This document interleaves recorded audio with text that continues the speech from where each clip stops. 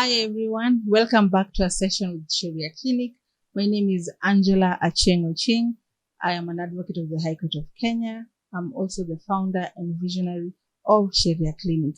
Now today's episode has a twist to it because April is the month of autism awareness. So we are in collaboration with KISE. KISE stands for Kenya Institute of Special Education, which is a government institution that welcomes and incorporates and deals with people with special needs and people with special needs, including children. Regarding the law, we know that children's rights are heavily guarded. And also in this respect, I'd like to mention that there's a Disabilities Bill that was proposed by Senator Crystal Asige just recently. And so as today's conversation will be about autism, we'll majorly deal with autism and understanding what it is, how it affects us, how we can help those with it, and how we can reduce the stigma that goes with autism and all that. So my guest today is none other than Brenda Kawira. She is a special needs educator and an assessment officer. I'll go ahead to read her bio before I let her briefly introduce herself. Then we'll start with the session officially. So our guest profile is as follows. So Brenda Kawira is a special needs educator. She is an assessment officer.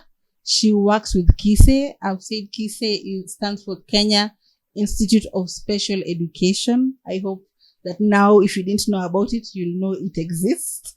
She's a co-founder of a reading clinic. She's also a serious trainer and consultant. She's a content creator.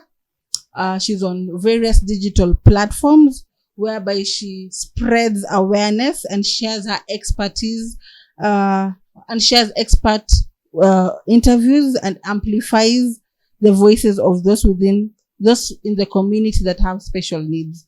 So she's made for this. She's passionate. She loves this. She loves her work. Maybe before I let you introduce yourself, as an icebreaker, if you were to be an animal, what animal would that be and why? Wow. If I was an animal. Yeah. Okay. I'll say I will be an eagle. Yeah. Why? Because Why I not a believe butterfly? as an eagle, it aims high. It's faced with a lot of challenges. It has to go above the mountain, the cloud, so that it can overcome the challenges. Okay. You know, and after it goes through a lot of rough things, it shades off and starts afresh. Oh, so I think, I'll be an eagle. Yeah. Interesting. Probably tell us maybe briefly about yourself and the organizations you run, the clinic and all that. Thank you very much, Angie, for inviting me here. My name is Brenda Kawira. I'm a special needs educator. And under that bracket, I do also assessments and I also train learners or especially children who are living with autism. And so currently I'm about to start an organization that helps or tries to empower these children from a younger age. So it's really based on early intervention for these children with autism. Yeah, so that is the plan. Right. Yeah. Interesting. I'm glad to have you as well. You're Thank an expert, so I believe we learn a lot. So first, what is autism spectrum disorder and how does it manifest itself? How would I know my child has autism? So let me start by explaining first what autism is. So the full name is Autism Spectrum Disorder or ASD. So it's let me start first by saying why it's what autism is before I go to why it's called a spectrum. So autism is a neurodevelopmental disorder, like from the word neuro, the brain, and developmental. So it affects the development of the brain in a normal way that from how we are born, the brain develops in a normal way, like how we know it. But if you are living with autism, how that development takes is a bit different. Yes. So why it's called a spectrum is like let me give an example of an umbrella. So an umbrella, it has the shallow part and the wide part. Yes. So now the curved part, that's where now we have from the shallow end, it goes while expanding. So it's wide. That means children with autism are different. They are not the same. If you meet a child with autism, maybe 5 of them, they are all different. Yes. And it also has levels. So we have the first level, which is level 1. So you're on the autism spectrum level 1. So it's a bit of mild. Yes, you have the characteristics and the behavioral characteristics, but they're not showing that much. And when it comes to support, you don't need much support in order to cope in the society. When it comes to level 2, it's a bit moderate. So yes, you need support more than the one who is in level 1. And then now for level 3, you need a lot of support in order to fit in the society. Yeah, so that's why it's called a spectrum, because it's broad. Yes. Okay. How does it present itself in different individuals?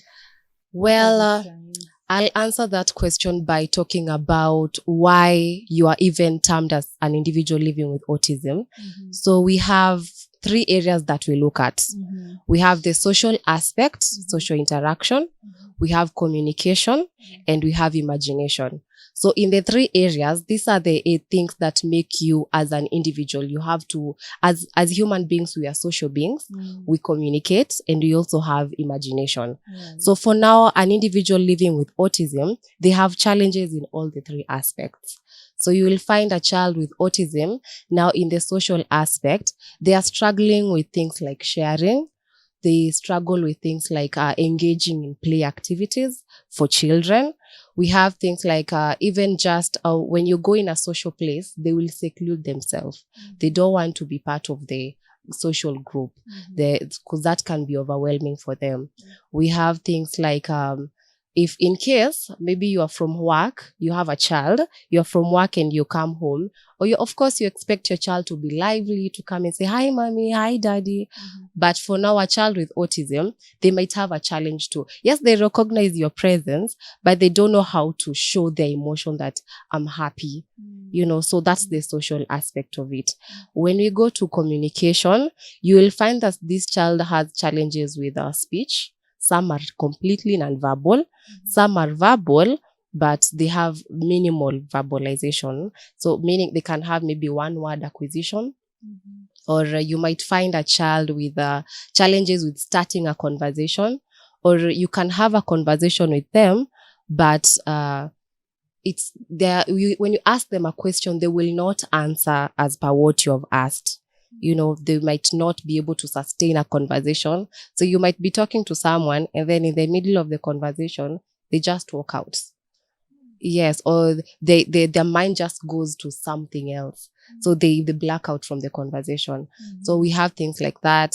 Now when you go to imagination bit of it, you might find a child having an obsession with certain things when they are playing. Like when we were younger, we could make dolls using sweaters. I don't know if you did that. Yeah, and the boys could make cars using boxes and some bottle tops. That is creativity to a child. But for a child living with autism, this becomes a challenge. So you'll find them, yes, you've given them a doll to play with, but they're not able to like comb its hair, try to feed it. The pretend play, it's absent. Another thing, they are really fixated on routine. In case you change a routine, for example, you're used to giving me a glass of water with this specific glass. So in case you change this glass, I won't take that water, because my mind is not open to thinking, yes, you can give me water with another type of glass. So that's where the imagination bit comes in. Yes. So, and one important fact, you cannot just say because my child has challenges in the communication bit that now they have autism. So your child has to have challenges in all the 3 areas. Yes. And like I said, it's a spectrum. So you might find you have one characteristic in the part of imagination, one in the part of communication and socialization. So you have all 3, but they are very different. How they display themselves for each individual with autism is very different. So yes, I'm thinking it doesn't mean that they have maybe issues with movement, or is this purely the three aspects? Oh yeah, there's the three. Oh, sorry. In the imagination aspect, it is accompanied by behavioral issues. So the behavioral issues is where now I think most people, those are the things they look at. Maybe you're cupping your ears because of noise, you're tiptoeing, you don't like, you're fixated to a certain type of food because of its texture, maybe, or maybe you don't like light, you're sensitive to light, you love staying in the darkness. So such behavioral issues, spinning around, removing your shoes constantly because you just want to be barefoot most of the time. Okay. Yes. So how is autism diagnosed? So for you to be termed as an individual living with autism, there are steps. You can't just observe a child and say, I think this one is autistic, because that is what is happening out here. So the first step, as a parent, I will observe some things that are out of the norm with my child. So I've already suspected that my child has some red flags. So the first thing is to now go for assessment. So now the assessment I do, because I'm a special needs educator, I do screening assessment. So screening assessment basically means I observe the characteristics of this child. The child comes to me. I'm able to see the behavior of the child. I can give the child some activities to do, which I am observing something. And then I also have to take information from the parents. Why do you think your child is on the spectrum? What are some of the behaviors that you've noticed your child is portraying? And then after that, I will now conclude. Yes, I also know if the child is on the spectrum or not regarding the results of the screening assessment. So there are tailored materials that we use to do that. And then after that, I don't diagnose because I'm not a doctor. The only doctors are mandated to diagnose children in Kenya. Yes, and specific doctors, that is a child psychiatrist or a neurologist. Yes, so now after that, I will refer you to that doctor. And then now the doctor will do a diagnostic test. So it's more comprehensive. We have tailored tools to do that. Yes. Interesting. So what is neurodiversity? Please explain it to our audience. It sounds like big term. It's a big term, but it's not really a big term. So the meaning of that concept, about neurodiversity. So neurodiversity, from its word neuro, meaning the brain, and diversity, meaning it's diverse. So basically we are talking about inclusion of these learners with autism. So when you're talking about neurodiversity inclusion, then we have neurodevelopmental, neurotypical, now the normal people. Because your brain has developed normally, so you are a neurotypical person. Then we have now the children with autism who have now their neural development is different. So that's why it's called a neurodevelopmental disorder. So we are combining these two worlds together. This child with autism here and a neurotypical person, we bring them together because these children with autism are surprisingly, once they have the proper intervention measures given to them, they can fit in our society. So all we have to do is make sure that the environment around us is friendly for them. So that is the concept around neurodiversity. Right. And right there, I'll talk about, there's a special restaurant in Kilimani I'd like to give a shout out to, because they really do a good job in terms of inclusivity. It's called Aira Neurosol Cafe. It's in Kilimani. They have painting for kids, there's drinks, and it's basically an inclusive recreational facility. So they do a good job. And I think the owner, sometime last year or the year before, was recognized, and she got an award for being an inclusive restaurant. So that's interesting. Why do such children learn differently? How do they learn, and how different is it from the neurotypical children? Yeah, so that's a very important thing and a topic. So they learn differently. Because I've told you, like I started by saying, they have challenges with socialization, communication, and also imagination. Yeah, so once they are now your child is in the classroom, but also learning takes place in the classroom and also at home. But let me start with the classroom aspect. So when your child is in the classroom, remember, you're in a class, you don't love a lot of people. You don't love people around you. And then now you're put in the middle of where you're surrounded by a lot of people. So first of all, you start isolating yourself. You will start distracting the other learners because some of them now start having, we call them stimulatory behaviors, where now they're tiptoeing, the steaming. Steaming might include maybe snapping your hands. There's verbal steaming where you're constantly producing some noises because you're trying to, you imagine yourself in a situation where you're feeling overwhelmed. You have to do something in order to get rid of that, how do you call it? The overwhelming, just to relax yourself. Can someone confuse that to ADHD? Yes, you can. Actually, you can. ADHD stands for? Attention Deficit and Hyperactivity Disorder. Yes, and I think you see some children who are they can't maintain concentration. Yeah. They're always here and there. It's active. different. And mostly you will find that autism is coexisting with ADHD. So it's rare you find that autism is just autism by itself. It can be accompanied by other disorders. Yes. So, but when you see a child maybe distracting others and everything, it might not be ADHD, but because this child is feeling overwhelmed and they have to steam in order to regulate themselves.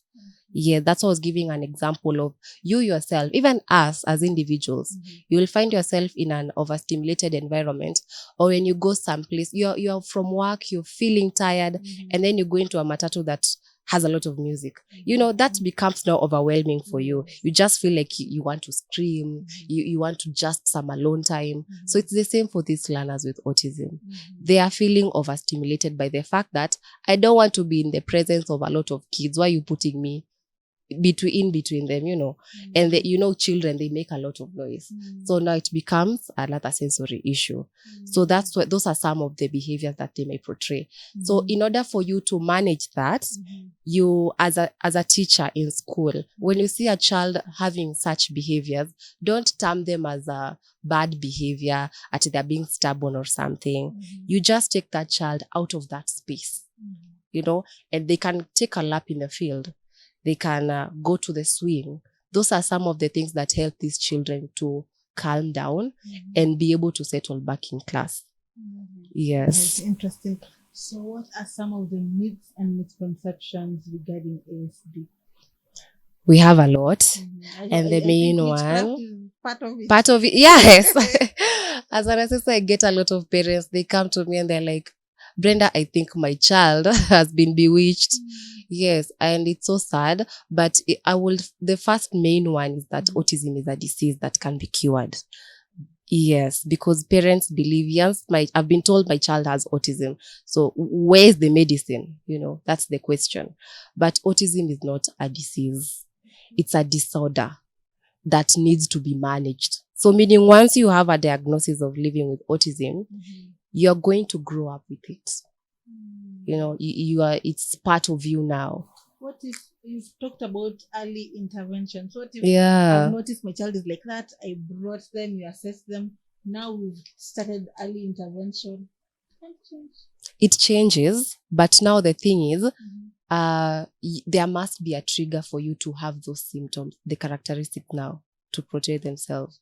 So, if I put it right now, you're calm because you're in a cool setup. But if I take you to a place where there are a lot of people, that's where now the behavior start protecting themselves. You find someone maybe tapping, they are snapping. So there has to be a trigger for you to now portray the behaviors. But with the intervention, we are bringing you closer to our world.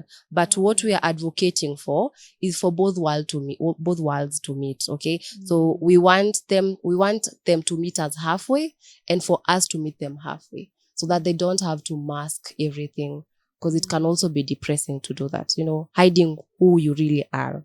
Yes. What is the other myth? So we have, so it's not a disease, it's a disorder. We have another myth, the one that you've said that it's witchcraft. So it's not witchcraft, it's just the way your brain is wired is a bit different. So yes, you will acquire the skills, but at a slower pace. compared to someone else who can take maybe a month to acquire a skill.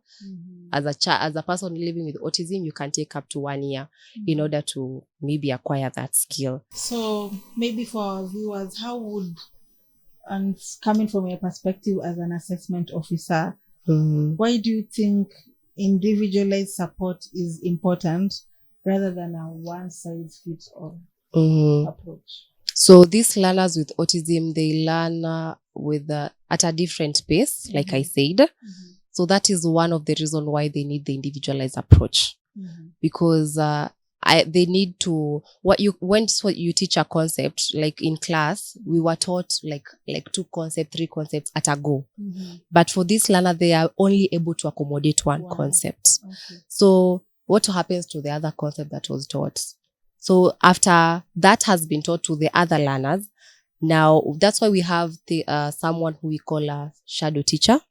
Who's a shadow teacher? Yes. So a shadow teacher is a teacher who has been trained in the area of special needs to teach these learners.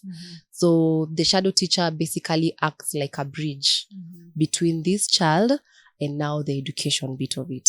So the shadow teacher is allowed to sit in class with a child, and then they start teaching the child the concept that was taught, but now with their own pace. Yes. So we also use things like visuals in order to teach these children. Colors? Yes, they love colors. Yeah. So you use a lot of visuals. Again, the imagination bit of it. Yeah, it's a bit the way they perceive things is different from how we perceive things. Yeah, so that's why a lot of visuals is used to teach these children. So you see, and then we also use things like audio.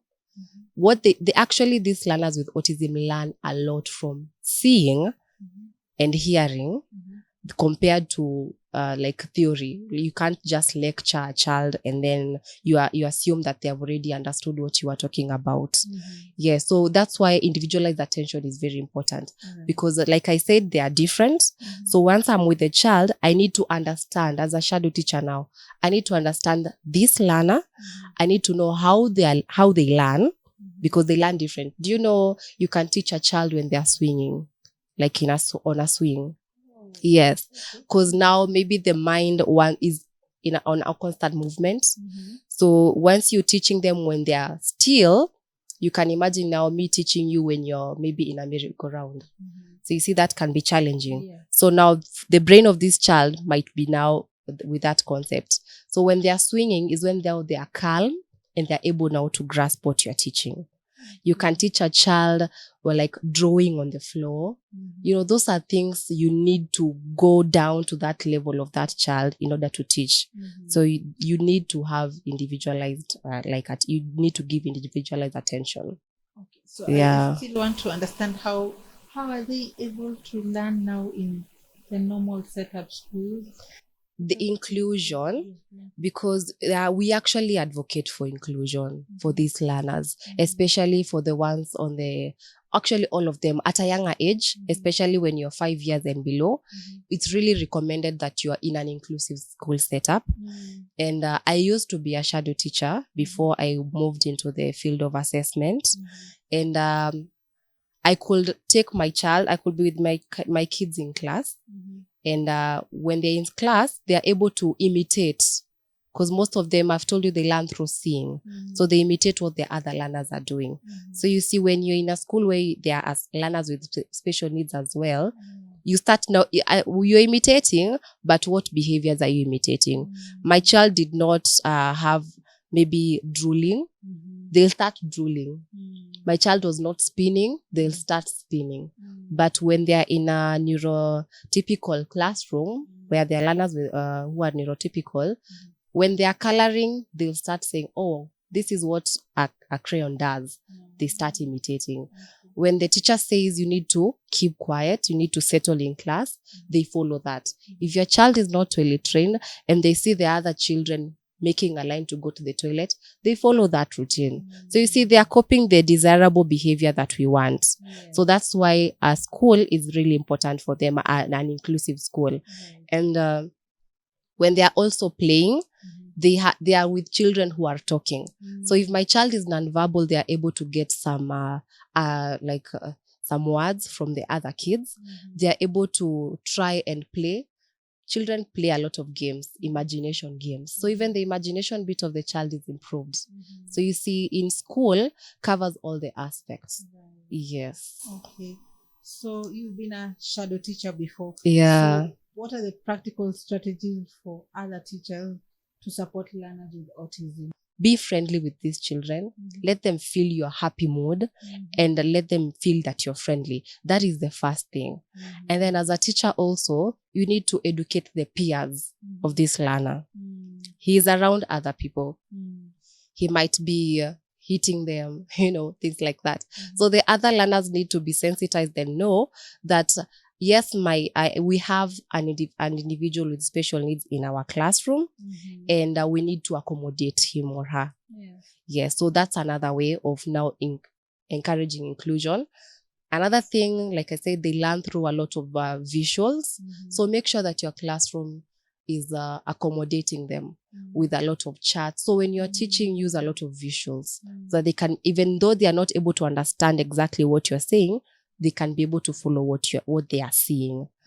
Yes, we also have things like I said, including a shadow teacher or an individual with special needs, or even just a learner support individual. That is just an individual who is there to support, where the teacher, in case the teacher feels overwhelmed, they can be able to now help with the other learners. So if the child is feeling overwhelmed, let them have the freedom to go out, be calm, and then come back to class. If it's an assignment they have been given, let them be given more time to complete a given task. Have breaks in between. If maybe they're doing mathematics, include things like bottle tops to count, sticks, interesting things. If they are writing, they don't specifically have to write on a book, because the concept is for them to be able to know how to write. They can write on the chalkboard, or the whiteboard. Or they can have, we have these two boards, I don't know how we call them, the ones we used to write on them and then we can rub. Yes, such things. Like be creative in your teaching. All right. Yes. So how can caregivers and parents create a supportive environment for such children? Yeah, so the caregivers now and the parents. Yes, I've learned that my child has autism and I need now to find ways to accommodate him or her. One mistake I see, let me not call it a mistake, because most parents are even doing it without knowing it's bad for their children. So first of all, you should make sure that your child is in a social environment. Because nowadays you find people living in estates, and it's your only child. They have no one to play with. They're just stuck there with a screen. That really affects, because imagine when you're on the screen, you have no one to talk to, you have no one to play with, and your imagination is fixated to whatever you are watching and seeing. So it's not wide broadened. So you see that affects now a child. Yes. So first of all, you need to reduce the screen time of your child. And make sure your child is in a social environment where they can play with other children. And again, adjust your home environment. Yes. So some children with autism, like I said, the imagination bit, an interesting fact, they are in this part of imagination, sometimes they can take things literally. Yes. And when I say they can take things literally, like you see how you have decorated this table, it's very beautiful. But for an individual with autism, they might see that spoon like a weapon. Yes. The color matters. White is usually a warm color for them. If you do some colors like red, I don't know why, but some can be scared. They feel like they're in a hostile environment just because of how your house is painted. Yes. We also have things like there are some who are self-injurious, meaning they bite themselves, they hit themselves when they are frustrated. They can go hit themselves on the wall. So make sure when your child is starting to throw the tantrums, you have secured a safe space in your home, and it's safe, meaning you can adjust it to have maybe some cartons and some mattress, that even though they hit themselves, they are not hurting themselves. Yes, and music plays a big role to these children. Yes, it calms them. When they're feeling, actually you'll find a lot of individuals with autism loving music. And they, for some reason, they are able to grasp music more than even acquiring words. So you'll find a parent telling you, my child can sing, but they cannot talk. Yeah, so for some reason, music just, it's a therapy for them. That's why we now have music therapy. So if in that room that you've secluded for your child, you can install it with some music, calm music. Let it not be too loud. You're just calm. And when your child goes there, they'll just relax. Even though they were throwing a tantrum, they'll just calm down. Right. When you talked about imagination, I'm thinking, do they have hallucinations? When it comes, no. They don't have it. Yes, unless now we have something that we call schizophrenia. So you can have autism and schizophrenia at the same time. So if you have both, that's when now the hallucination can come in. Yes. Thank you. So probably you can tell us about the importance of consistency between the home treatment and the school intervention. Because maybe my child could be going to school and that's where they are learning a lot or being treated nicely, and then their home is the opposite. It's different. Yes. So what's the importance of that consistency? Okay. Before I answer your question, allow me to take you back a little bit. Yes. Another thing you can do at your home is have sensory materials or play materials where they, like I said, some of them might be having some sensory issues. We have, like I saw an app like a week ago where they advise parents on some sensory materials were edible. In case your child eats it, it's safe. So maybe you can use food color on rice. They can just try to just touch the rice. It helps with the sensory manipulation. We have things like the dough that we use, you can put food color in it as well. The dough, you mean the chapati? The chapati dough, yes. You can put food color, and so that they can model using it. The way the neurotypical children use clay. Yes. I've forgotten the other one. The plasticine, yeah. So for these kids, we can use the edible, yeah, because we have learners with autism who put everything in the mouth. Yeah, so for just their safety, because you can even have a secluded place outside, like a sand play. We have water. Water helps them to relax as well. I was at KISE and I saw hydrotherapy. Water does a lot. It helps. Even you, when you go inside the water, your body just calms down. You feel relaxed. Yes, even for these children. Yes. So it really plays a big role. And that's why you'll find, if you say that my child loves to play a lot with water, they are constantly at the tap, just opening it to play with water. Once you introduce them to the water, like you immerse them inside the water, with time they will stop that behavior of constantly going around the tap, opening the taps. Yes. So coming back now to your question, the consistency of what is being done in school and what is happening at home really matters. Like I said, these children, a child with autism can be nonverbal, but that does not mean that they don't get to understand what is happening around them. That's why you will find whatever is happening. If I taught let me give an example of, mostly it's usually important when it comes to ADLs, which stands for activities of daily living. That is feeding, going to the toilet, bathing, brushing, all that. These are things that a child with autism might find hard to do. So when I'm training a child maybe to go to the toilet, going to the toilet to you, it's something that it's simple. It's a simple task to do. But for this learner with autism, let me give you the steps. When you are going to the bathroom, you have to first identify the bathroom. You have to feel the urge, and then you identify the bathroom. When you go inside, you have to open the door. You have to sit on you first have to pull down your trouser or up your dress. And then you have to sit on the toilet. After you're done with your business, you have to wipe. You have to put your clothes back on. You have to flush. So you see all those steps. To us, it's something, because you don't have even to think about it. It's easy. But for this child, the steps are so hard. So if I'm doing it at school and it's not being done at home, then there's no familiarity.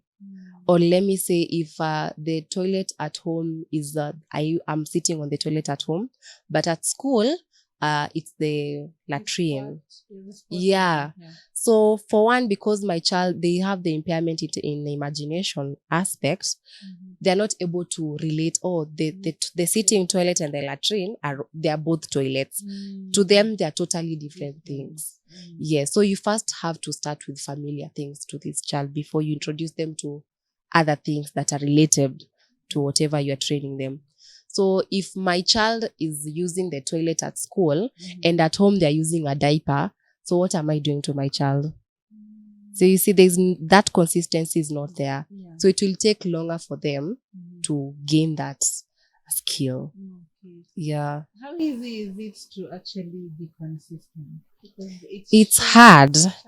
It's a challenge. And that's where now we bring in the aspect of the teacher-parent friendship. You need to be very friendly with your teacher. You need to work together. So when your child is in school, actually when you're teaching maybe a skill, let me continue with the example of toileting. You need to have a plan for your child. They need to see visuals. Yes, these are the steps that you do when you're going to the toilet. So the same visual should be used both at home and school. So as a parent, I'll go to school and tell the teacher, we were able to do potty training in the morning, and this is what we did.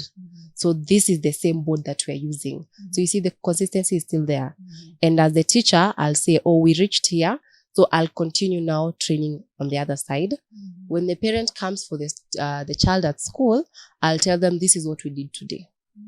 When it comes to the aspect of even coloring, it needs to be the same. Don't teach your child how to hold a pencil like this, and then at home I'm teaching them how to hold like this. So that's why the parent and the teacher should really collaborate in training this learner. Yes. Nice.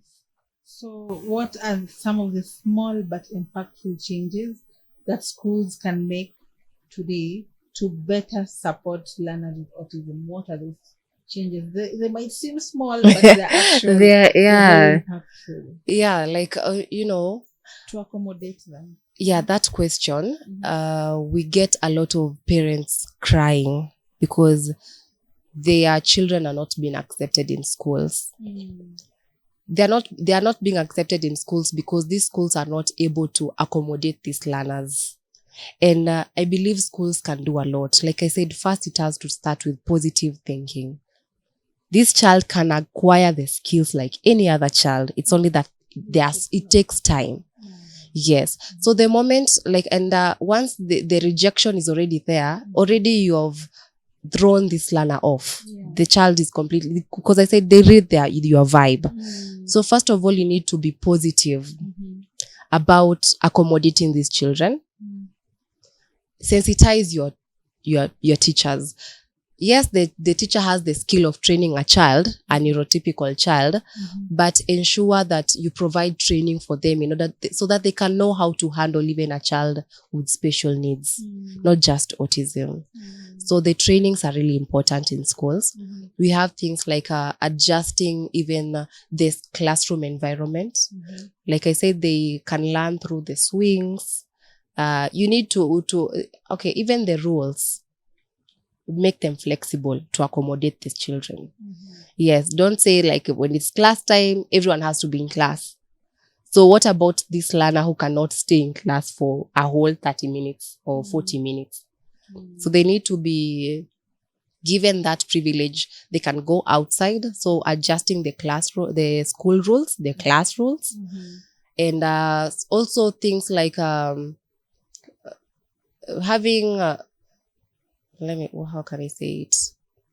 The play environment outside, We have sand, which can act as a sensory stimulatory object. We have the swings. You can include water pools. It doesn't have to be like a whole pool. We have these portable pools. You know them. You can include them. And then it becomes, you put water. Yes, you can do that to this child. We have things like bicycles. They help even with the concentration, eye-hand coordination. Yeah, so you can include a lot of play materials. Because mostly you'll find the school, it's just a field and they have balls. That's it. Yes, so make it friendly for these children. And as I also mentioned, the aspect of color. Yeah. So let the paint in the classrooms be friendly to this child. Yes. So no red. Yeah, even black also can be frightening. Okay, so cool. Should I say cool colors? Yeah, we have white, yellow. Yeah, this is also cool. It's warm. Even this blue is also good. Okay. Yeah. I am wondering, might you have the statistics of how many schools actually can accommodate such learners? Well, they are there, but they are quite pricey. Yes. And are they only in Nairobi? Are they also in other places? Because maybe we are talking about Nairobi. Well, in Kenya, we are somewhere. Let me just say we are somewhere, but a lot of work has to be done when it comes to inclusion of learners living with autism at all in all ages, from when they are children to when they are teenagers to campus. Currently, I only know of USIU that accommodates learners with special needs. Yes, but mild. We have some schools, like I've said, they are pricey, but outside now Nairobi, it's chaos. Yes, because now you'll find the teachers are there, but the teacher ratio learner is 1 to maybe 20. So you can imagine I bring you 20 kids with autism. It can be overwhelming. So ideally, the ratio should be 1:2 or 1:3 if things are bad. Oh, we're talking about the special schools. Yeah. I was talking about the integration. The integration. Are there schools that integrates both neurotypical? Yeah, they're there. They're there. But again, the other challenge, the gap also that is there, is that you'll find the teacher who is there. Even the aspect of the teacher-learner ratio is a factor. Because yes, I have a child with autism in my classroom, but I have like 40 other kids. Because what happens in our classes, you will find a classroom with up to 40 kids, 50 kids, and it's just one teacher or 2 teachers. So you see, I cannot be able to accommodate all these learners and also give attention to this other learner. So the schools, we have Bloom Garden Autism School. They actually do a good job because it's in, I think, Kileleshwa, if I'm not wrong. So what they do, they have classes for these learners according to their ability and levels. And we have 3 levels. Yeah, 3. Okay. So according to their the levels, so if a child maybe is in level 3, this is how they train them. They provide even the therapies. And we also have another one in Kawasukari that I know of. It's called Babies and Beyond. They also accommodate these children with special needs. Yes. So the schools are there. It's only that they are few, and the number of learners with autism is currently on the rise. Yes. So a lot of parents are lacking schools on where to place these children. So does that mean that probably now in the rural areas, most of these students don't even go to school? They don't. They are hidden at home. Because you see, like the way you said, people see it as witchcraft. Or they see it like so I have to hide. It's like it's a shame. Or a curse, So they are trying to hide that shame from the family. So you'll find that a child is they are coming out after you have sensitized. Then you find a child even at 25 years. No intervention has ever been made. Yes. Yeah, it's sad. Outside, Nairobi. Actually, I would say Nairobi. Most people come to seek refuge in Nairobi. Most parents. And maybe you can tell us what KISE actually does. Yes, KISE is actually doing a very good job. I will congratulate them on that because what they are doing currently, they are training teachers. Teachers they're already teachers, so they are being trained how to handle learners with special needs. We also have rehabilitation and habilitation. So if you have acquired any disability and you need, if you need to be trained on how to live with that disability. So KISE also does that. We do now assessments. That's where you come, you seek advice from professionals about your child. We do therapies. So for therapy, we have hydrotherapy, occupational therapy, and nutrition advice and speech therapy. And also physiotherapy. Yes. So that is what KISE majorly does to support learners and individuals with special needs. And going forward, our director the KISE director is doing a good job in sensitizing people. So they usually have programs where they bring parents and they talk about disabilities. They talk actually for this month of this April month of autism awareness, they have really gone out.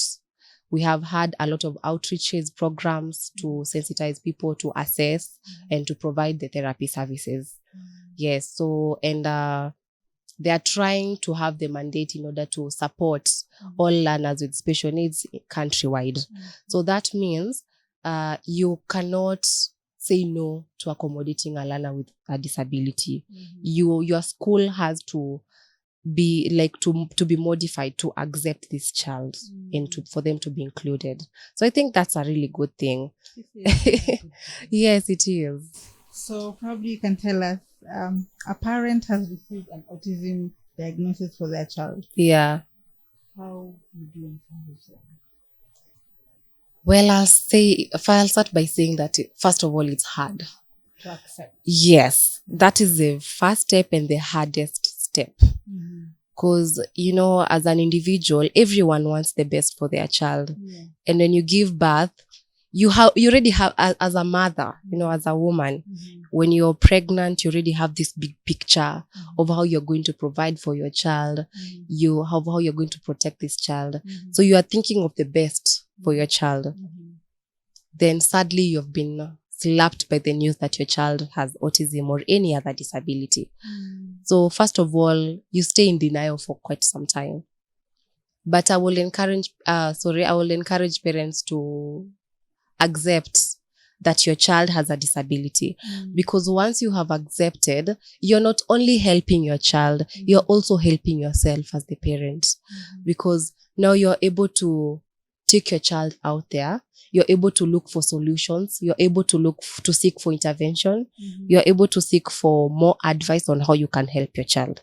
So you see, without all this, you will be with your child. And at the end of the day, you'll still have the burden to be with this child. Because at the end of the day, the reason as to why we are doing early intervention is so that we can accommodate this child and release them to the society as independent human beings. So if you're not letting them fly, then you are literally just holding them back. And at the end of the day, anything can happen. This is life. So what happens if, God forbids, you die and you leave this child? Who's going to protect them? So you see, that's why it's important to accept that you can help this child to be as independent as possible. Yes, with or without you. Yeah. How should we encourage them? Are there support groups, care for families and parents? Yeah, I see a lot of groups on Facebook, on WhatsApp, of parents. Currently we had a group. Also KISE does, I said that it does training. We have a course on certificate in autism. And the class that was there prior, actually they made a group. It was a group there were moms with children with autism. So they actually made a group and they went to Mombasa and they had fun. You need to, I know it can be overwhelming to have a learner with disability. It takes a lot from you. You're not able to socialize with your friends as you could. your work also becomes hectic, and so you need some times to go and blow off the steam. So the support groups are there. They talk to each other, they encourage each other, and that is what I'm also trying to do.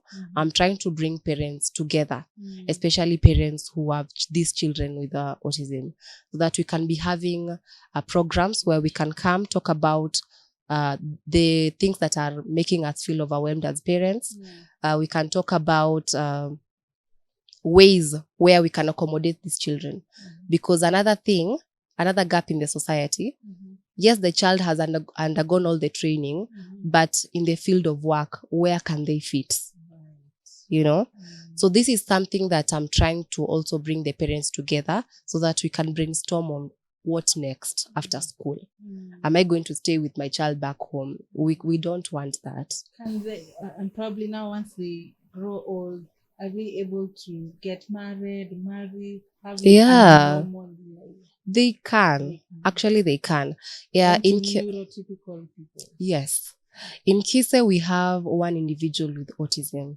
He's around the age of 32 currently. And, it was challenging for him, but he underwent early intervention. And right now he's working. Yes. So he's able to manage himself. He knows at this time I'm supposed to be at work. This is how I'm supposed to do my work. When it reaches this time, I have to go home.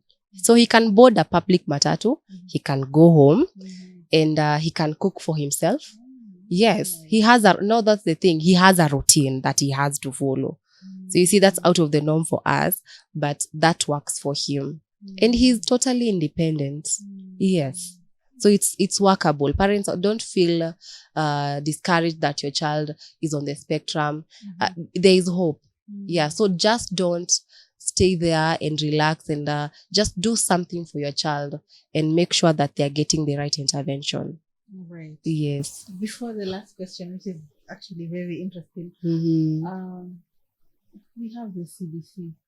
Do you feel like it's catering for their needs? I'm thinking, the way they are given homework and they do, I don't know. Yeah. I don't know. They have to make funny things. They cook. Yeah. So do you feel? I don't know. On my part, I feel like it helps them. I don't know what you feel about CBC and that. Well, CBC is still in the trial. That's what I will say. Most people don't even are yet to understand how it works, and even in the rural areas. CBC is talking about technology for these children, introducing technology to them. But you'll find most rural areas don't have that privilege, so it's a bit hectic, but it's helping. Do you feel like it's incorporating both? Because now there's the sensory part. I don't know. So what happens in the educational curriculum right now, we have the CBCS, and now what a CBC has done, it has two educational curriculums. So we have the age-based, we term them as age-based curriculum and stage-based. So in the age-based curriculum, that's where now you remember, you are 6 years old, you need to be in grade 1. You're 12, you need to be in grade 6, like that. So your age is concurrently with the class that you are in. But in now stage-based is for learners or individuals with special needs. So it's called stage because it has 4 stages. So we have foundation, intermediate level, we have pre-vocational level and vocational level. So you don't, even though you are 6 years old, you can still be in the vocational level. Yeah. So CBC is tailored in a way you can transit from one curriculum to the next. So if you're in the foundation level, you have special needs, and you have really gained skills, and you have the ability now to be included in the regular system, you are transited in the age-based curriculum.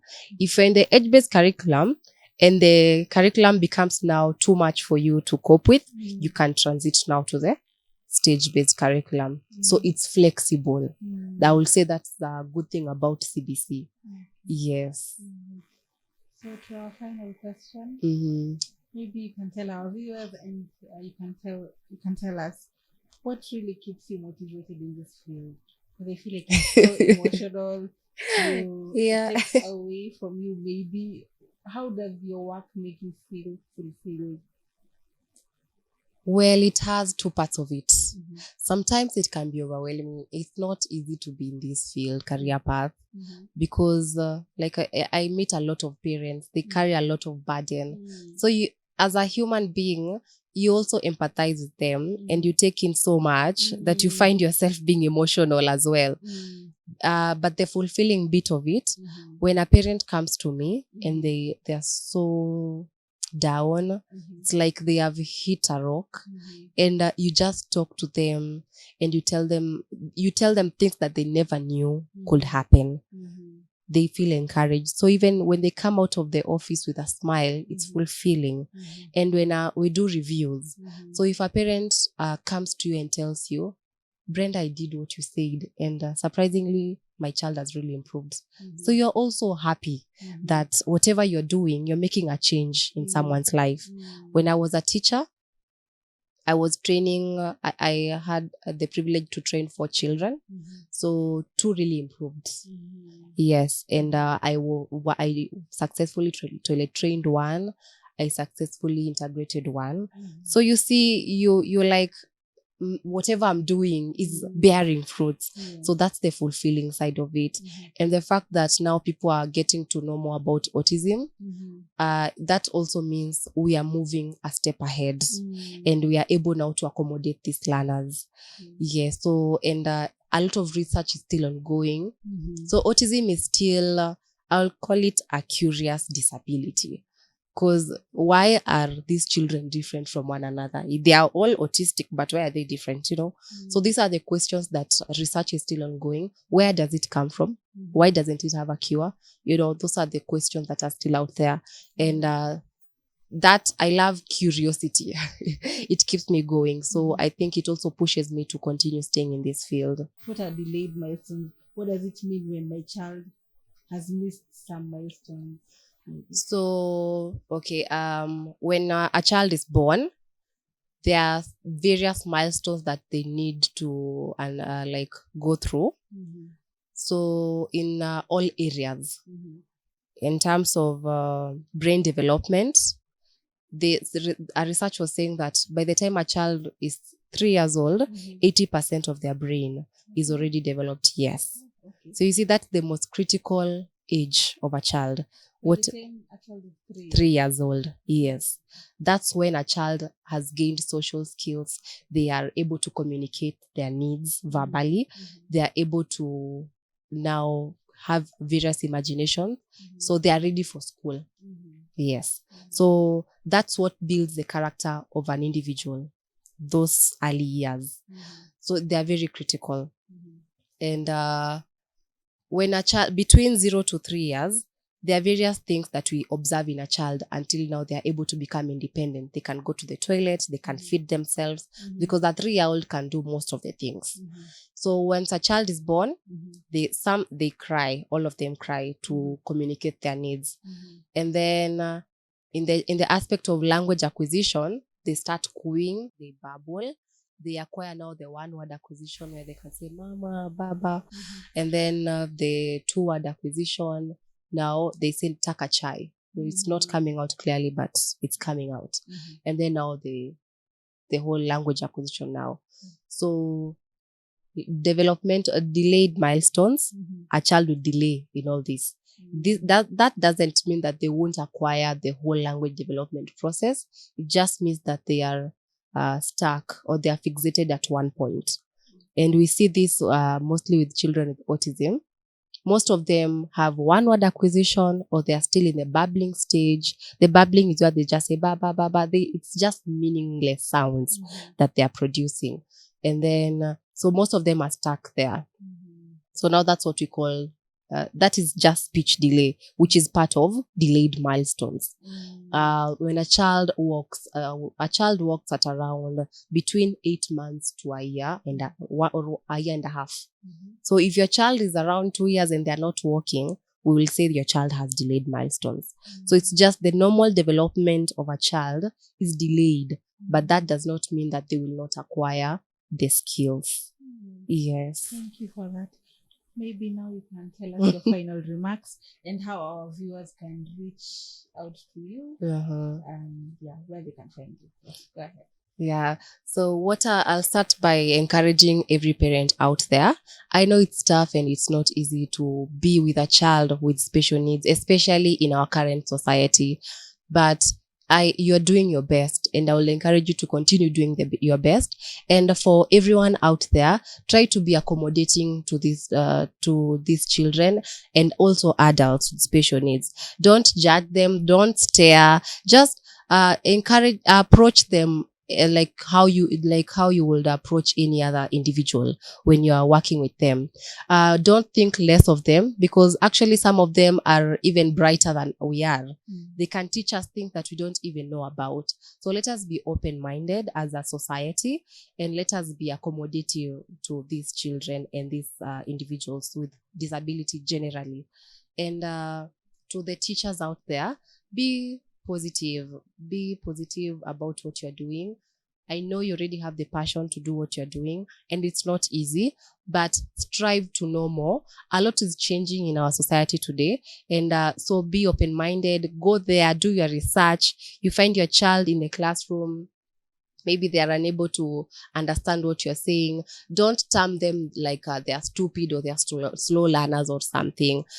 Find a way on how you can help this child. Yes, and generally, I believe we are one step ahead as a country, but there is still a long way to go.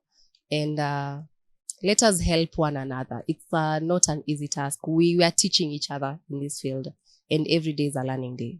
All right. How can we reach out to you? Yeah, so I have a YouTube platform where I talk to various professionals and parents and also individuals with autism themselves.